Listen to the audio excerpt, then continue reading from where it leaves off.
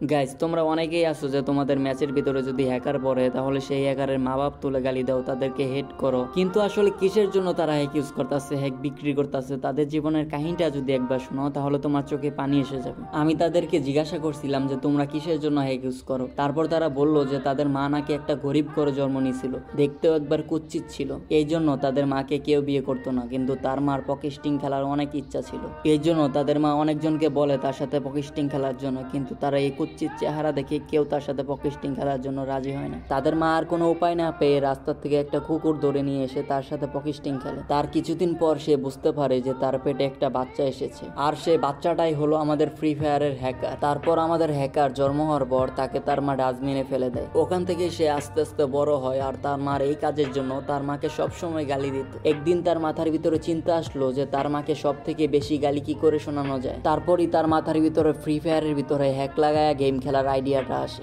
আর তাদের